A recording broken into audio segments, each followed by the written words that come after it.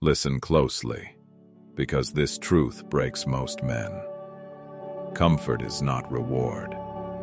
Comfort is addiction. And addiction is the fastest way to kill the discipline inside you. Comfort doesn't take your strength violently. It steals it quietly, in pieces, until nothing is left but softness and excuses. Comfort addiction forms when you replace effort with ease, when you choose the warm path over the right path, when you start believing convenience is normal and effort is optional. Comfort makes you weak not because you rest, but because you forget why you ever needed strength. It numbs ambition. It dulls urgency. It blinds you to the parts of yourself that are dying. Every time you pick the easy option, your mind learns a dangerous lesson. That was enough. But enough for today becomes enough for tomorrow. And soon, enough becomes your entire identity. Comfort is seductive. It gives you a quick hit of relief, a moment of pleasure, a small escape from responsibility. And that's exactly why it destroys you. Comfort lowers your standards. It tells you to calm down, slow down, take it easy, you've done enough, when deep down you know you haven't. Comfort addiction destroys your inner fire. You stop challenging yourself. You stop growing. You stop fighting. You stop becoming. You sink into a life that feels safe, but slowly suffocates you. Comfort doesn't just weaken you, it rewires you. The more comfort you consume, the more discomfort begins to feel unbearable. The smaller difficulties feel like mountains. Comfort is the enemy of pressure, and pressure is the birthplace of strength. Without resistance, you cannot grow. Without friction, you cannot sharpen. Without pain, you cannot rise. Look at the men who are collapsing today. Their lives aren't hard. They're too soft. Their days aren't full. They're too empty. Their problems aren't big. They're unchallenged. Comfort makes you forget you're capable. It whispers that struggle is unnecessary, that difficulty is outdated, that discipline is extreme. These lies are how comfort wins. Comfort addiction is not broken by motivation. It is broken by confrontation. You must face the truth. The life you're avoiding is the life that would have made you strong. If you want to escape this addiction, you must learn what comfort has stolen from you, and what discomfort will return. That begins in Chapter 2. If comfort addiction destroys discipline, then you must understand how it spreads, because it never arrives suddenly. It grows quietly, like rust on metal you thought was strong. Comfort addiction begins with repetition. The first time you choose comfort, it feels harmless. The 10th time, it feels normal. The 100th time, it becomes identity. Comfort rewires your brain. Not metaphorically, literally. Each easy choice tells your nervous system that avoiding effort is the safer option. Your body learns to prefer the path with the least resistance, and soon that preference becomes instinct. The next stage is emotional dependency. Comfort becomes the thing you turn to when stressed, when bored, when tired, when anxious. You stop confronting your emotions and start escaping into ease. The mind learns quickly. If discomfort appears, run. And the more often you run, the faster weakness grows. Avoidance becomes automatic, even in situations where pressure would have made you stronger. Comfort addiction also kills urgency. There is no fire in a comfortable man. No hunger. No edge. Comfort makes you believe you can always start tomorrow, and that lie destroys more potential than failure ever will. Then comes the most dangerous part. Comfort begins masquerading as self-care.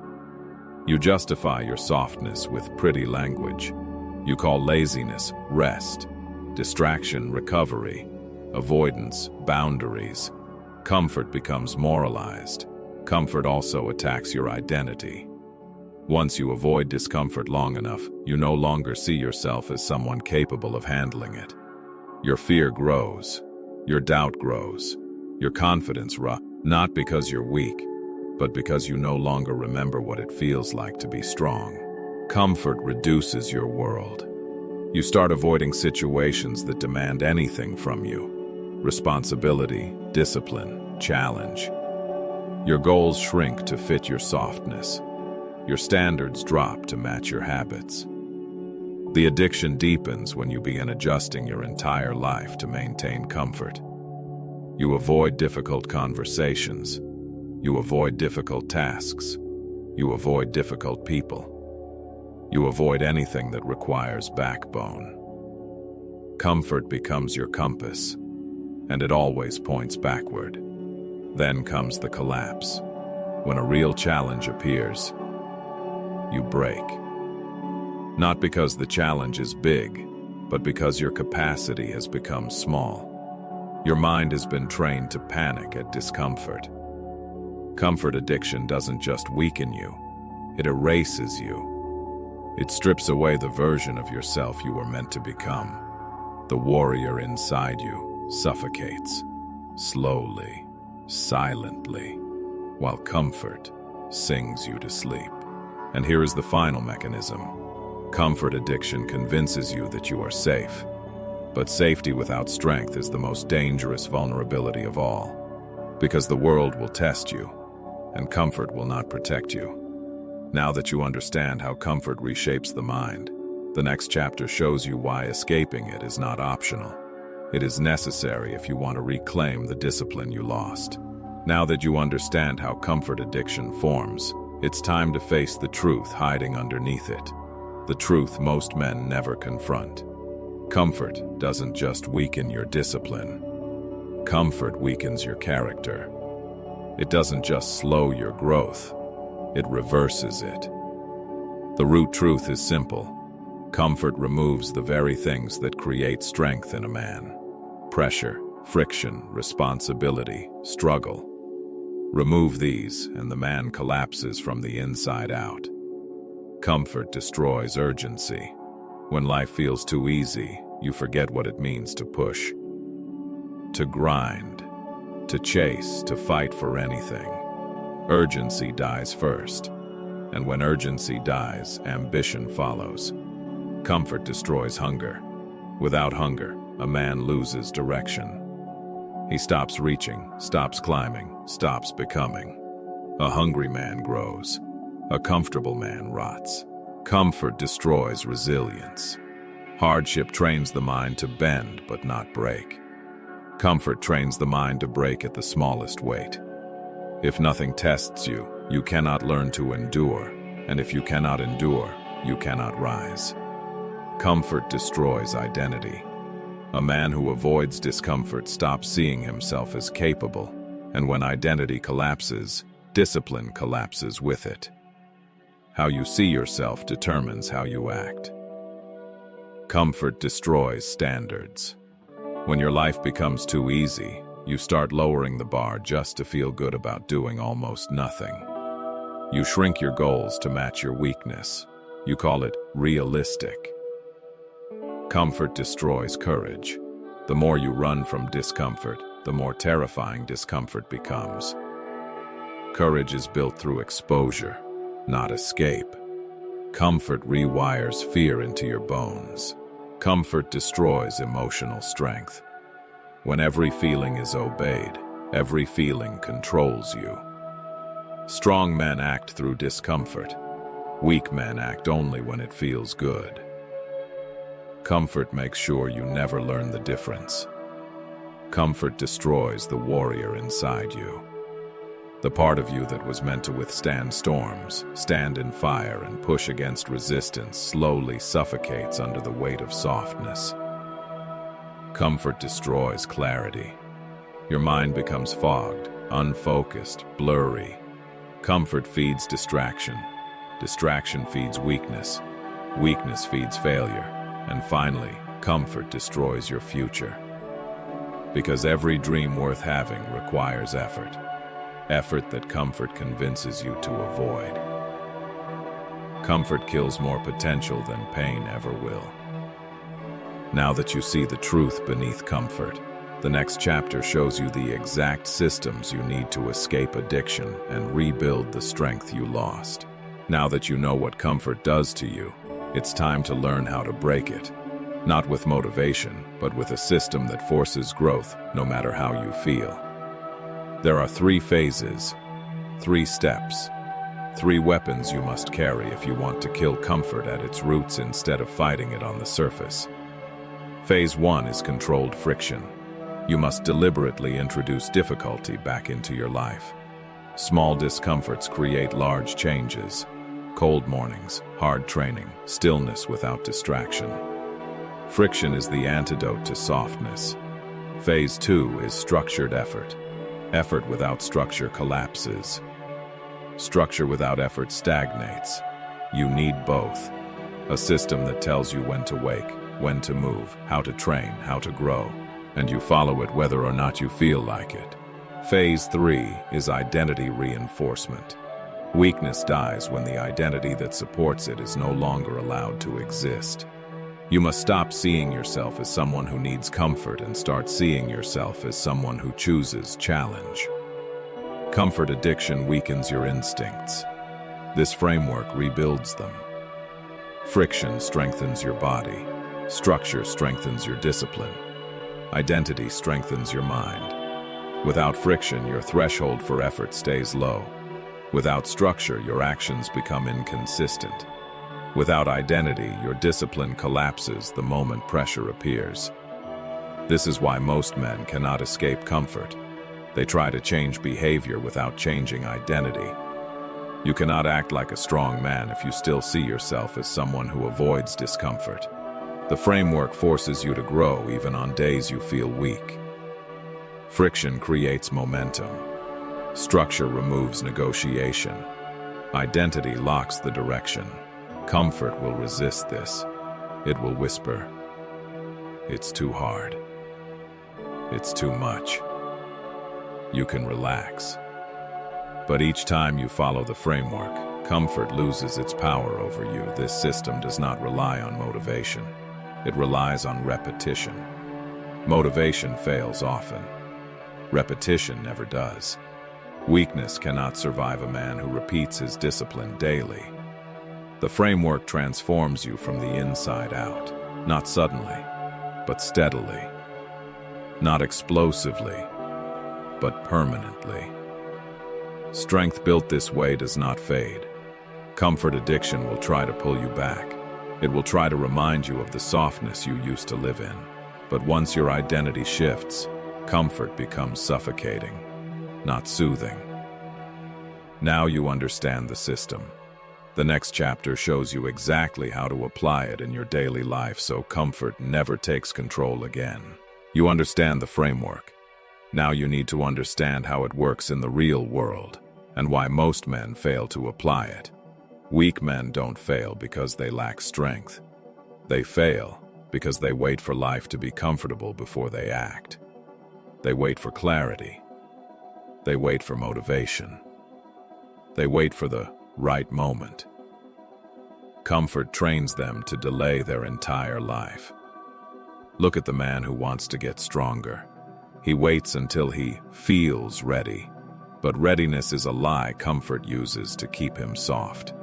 Strength is built by moving before you are ready, not after.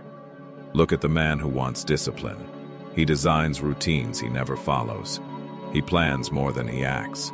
Comfort makes him addicted to planning instead of execution. He mistakes preparation for progress. Look at the man who wants purpose. He spends years finding himself.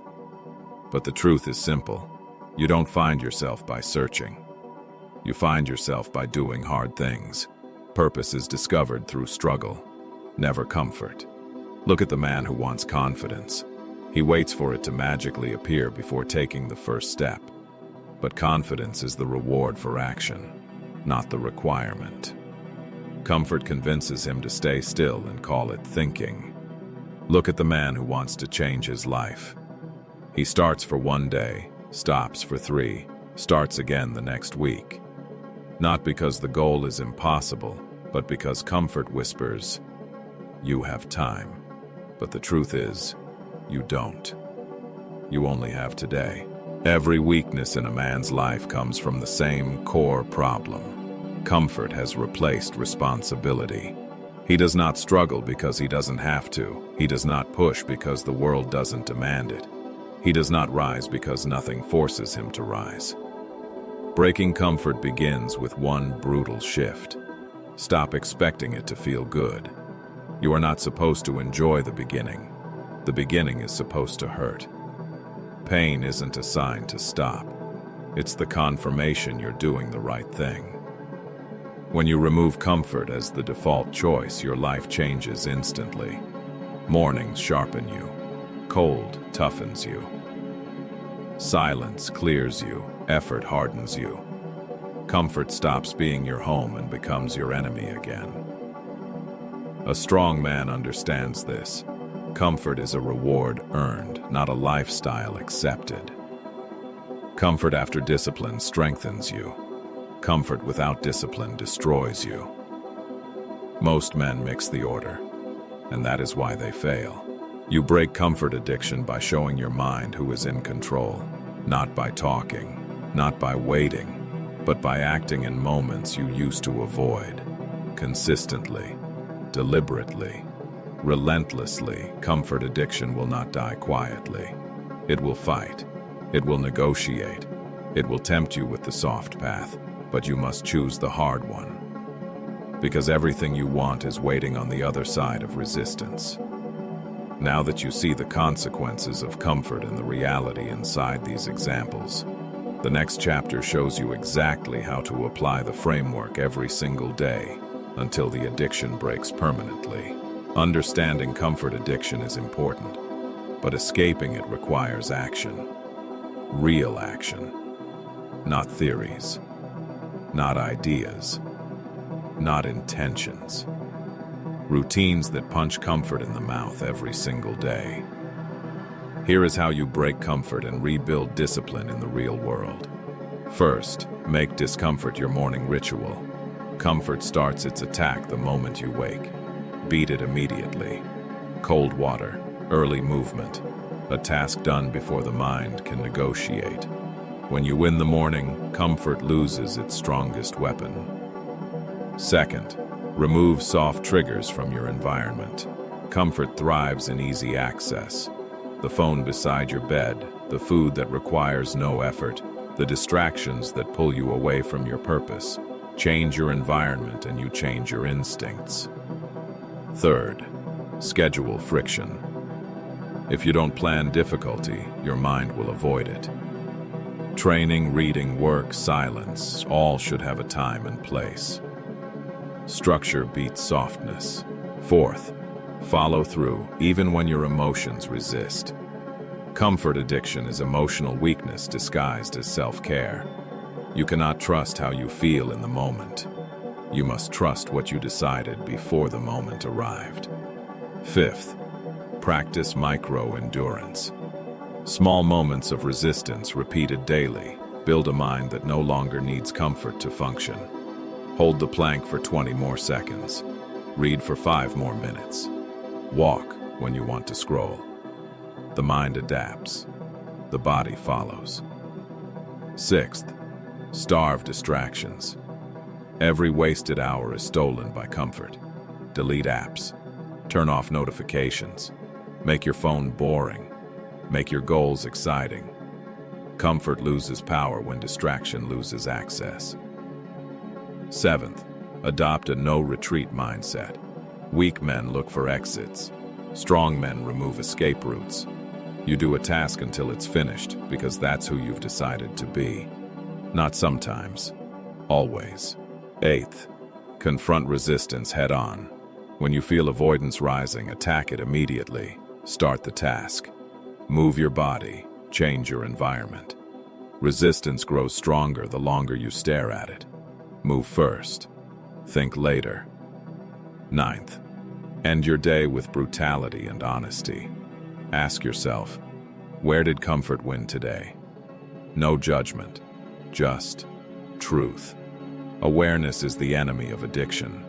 What you measure, you can control. 10th, choose one hard thing daily. Something unpleasant, something you would normally avoid. Hard tasks build hard minds. Soft tasks build soft ones. It is that simple. 11th, accept that discomfort is not temporary. Strength is not built in 1 week.